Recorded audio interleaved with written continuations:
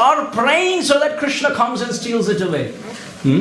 And then when he does it, they come and complain to Mother Yashoda. Because it's a very big task. The Braja Gopis, the motherly Gopis don't have Hari Katha.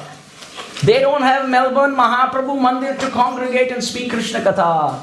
So therefore they have to, on the pretext of complain, they have to glorify Krishna. One Gopi is coming to Krishna, Mother Yashoda, and she says, you please take care of your son. Mother Yashoda says, actually my son is, very obedient. He has gone on us. He's very quiet, very gentle, very soft-spoken. And the Gopi looks at Mother Yashoda. Oh, wait a minute, none of this description matches the Krishna that we know. The first Gopi starts speaking her Krishna Katha. She tells Mother Yashoda, your Krishna, he comes into my house. He breaks all the pots. He eats all the butter. Makes a big mess, throws it in the air, makes a whole mess in the columns, the pillar, the walls, the ceiling, the floor. And when the house is in this mess, he runs away. And then it's my duty to clean up. Yes. Second Gopi said, oh, this is nothing. You listen. What happened in my house? Rajavidya Rajaguhyam. I will tell you the king of knowledge. In my house what happened? He came, I stacked up piles of the pot up in the air. It was up in the air, he couldn't jump and get it. But this Krishna, he doesn't come alone. He comes with his trained men. And they're all partners in the same crime. They all come, team up, hold hands, and in no time there's a pyramid, one over another, over another, over another. And then here is Krishna jumping on the top, and he takes his hand and punches the pot, and all that butter is flowing. It's not just messy. He tastes it and says, it's bitter, let's go somewhere else. I wouldn't have a problem if he eats it. He doesn't even eat it. And the third Gopi said, now pass the baton to my hand. I will continue my Hari Katha. She said, in my house, I tried to hide these pots. And I switched off all the lamps so that he doesn't have the light to see them. And when he doesn't have the light to see, he walks in with these self-effulgent, illuminating, radiating jewelry on his chest that wherever he goes, it's like Brahma Jyoti. He can see it. Mother Yashoda tells the Gopi, okay, then maybe I should take it away. She said, no, just keep it on. Gopal looks very cute. Gopal looks so beautiful with that. Just keep it on. And the fourth Gopi says, now I will continue. In my house, I kept my husband as a doorkeeper. Seems like the Matajis are liking this. And Prabhujis are thinking, tapse? This parampara from that time of keeping the husband as a doorkeeper.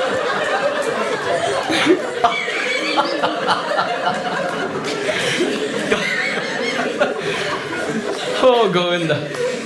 So the Gopi said, in my house, I kept my husband as a doorkeeper. And I told him, I'm going out. You got the house. If that son of Yashoda comes in, don't let him in. And the husband says, yes, I will do this. Whatever you say, I will do. Karishe vachanam tava. And then she leaves, the Mataji leaves, the Gopi leaves, and the husband is waiting with the stick, thinking about Krishna. And wherever you think about Krishna, there he is. Yatra gayanti madbhaktaha tatra tisthami narada naham vasami vayukunthe yoginam hridayeshuva. So he comes there, and the husband of the Gopi is standing outside the house looking at Krishna. And Krishna smiles. And as Krishna smiles, the attention of the husband of the Gopi slips, and Krishna runs between his legs, goes inside and does the needful and leaves. And the husband is still mesmerized. And gopi comes back. Did Krishna come? No. And then she walks in. Who did all this? He said, no one. I've been standing here. Krishna didn't come. And the gopis complained to Mother Yashoda, this is what he does. And then the fifth gopi said, you can't imagine what happened in my house. In my house, even my husband was in there. I was in there. He came in. He couldn't find the butter pots because I had hit them. He didn't have any light to see. He didn't have any obstruction. I wasn't there. The husband was in there, but the pots were also not there, and he got frustrated. He went into the bedroom. And there my little child was sleeping on that cradle. And that child was sleeping, and Krishna went and pinched the child. And the child started crying, and Krishna said, yes. When parents make mistakes, children have to suffer karma. You better cry. And the next gopi said, oh, wait a minute, something very similar in my house. Something very similar. He said, in my house, Krishna came. I was in there. My husband was in there. The pots were in there. The light wasn't there. Nothing was there. He got frustrated. My child was sleeping on the cradle to the side. He took drops of water and started pouring into the ear hole of the child.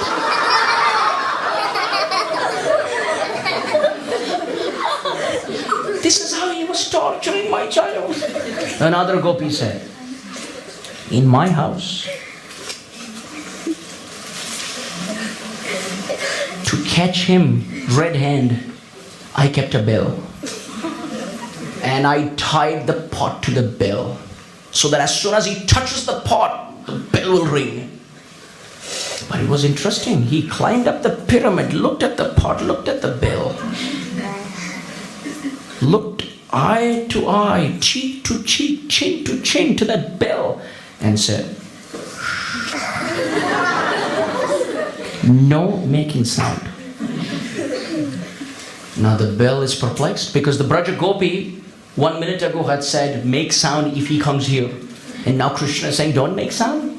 And it's a conflict between the gopi and Krishna. And gopi and Krishna. And gopi and Krishna. And the bell started thinking, should I ring? Shouldn't I ring? Should I ring? Shouldn't I ring? And as Krishna put his hand, ding, ding, ding, ding, ding, ding, ding, ding, ding. And the gopi came. Looks at Krishna. He's hanging. The pyramid is broken and on the floor, and he's like a baby monkey hanging on the pot. And the gopi looks at Krishna.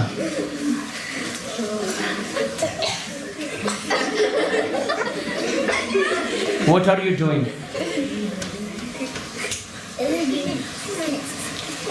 Oh dear mother. Mother Yashoda told me that my height is not enough for my age. And only when I stand and move on the pot, my height will increase.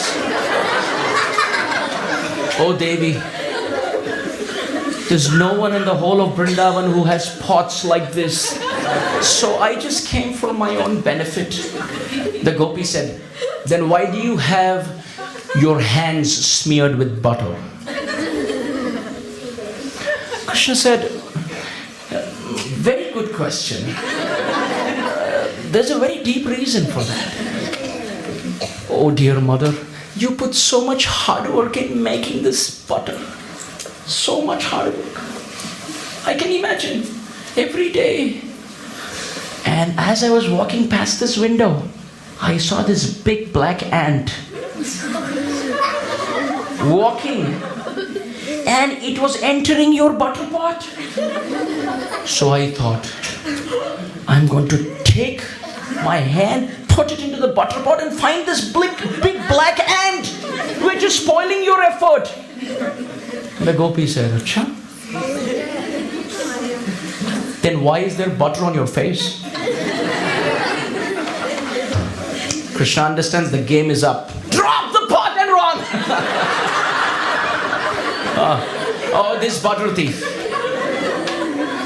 The next gopi said, oh, give the maiden to me, I will describe now. And she tells Mother Yashoda, in my house, he broke the pot. I came in and I said, Krishna, you're a thief. He looks at me with confidence in his eyes. And he says, you are the thief. The whole creation belongs to me, including the butter in the pot in my neighbor's house. It's you who thinks it's yours. You're the thief. Now the gopis are thinking he's lying, but he's speaking the truth. Speaking the truth. And the next gopi says, oh, now it's my turn of Harikatha. In my house, he stole the butter. He was trying to eat the butter and breaking the pot one after another. And then not just that, he called in all the monkeys. And all the monkeys, they're jumping in. They're jumping in from the windows. And the gopis are saying this wonderful friendship between Nara and Vanara. Nara is Krishna, Vanara, monkey, Vanara. You know? So there's very nice friendship between Nara and Vanara. And when they come in through the window, Krishna's feeding the monkeys, feeding the monkeys, feeding the monkeys, feeding the monkeys. And at one point it comes when the monkeys hold their belly and they say, it's enough, Krishna, we are full. And at that time he takes the pot and throws it on the floor and looks at me and to my face and says, this butter is so useless, even the monkeys don't want it. What kind of butter do you make? It's useless. And the final gopi then said, all of this on one side. Yashoda, you can imagine what happens in my house. He didn't find the pot. He didn't find the butter. He didn't find my husband. He didn't find me. He didn't find my child. He didn't find anything. In frustration, he went into the temple room. He sat onto the altar of Vishnu and passed urine.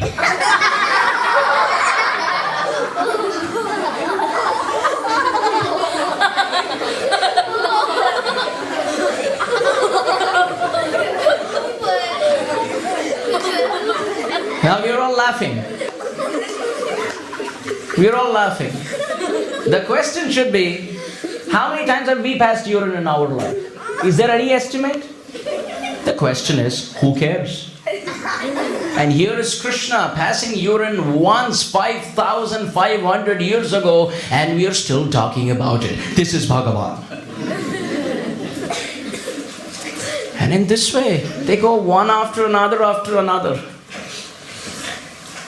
But why was Krishna actually stealing all this butter? Because they would pray, oh Vishnu, if this butter is tasty, let the son of Yashoda come and steal it away. Srila Vishwanath Chakravarti Thakur explains that butter represents the heart of a great soul. The heart of a great soul is white as butter in purity and soft as butter in compassion. When our heart is as white as butter in purity and as soft as butter in compassion, that's when that butter thief will come and steal our hearts away.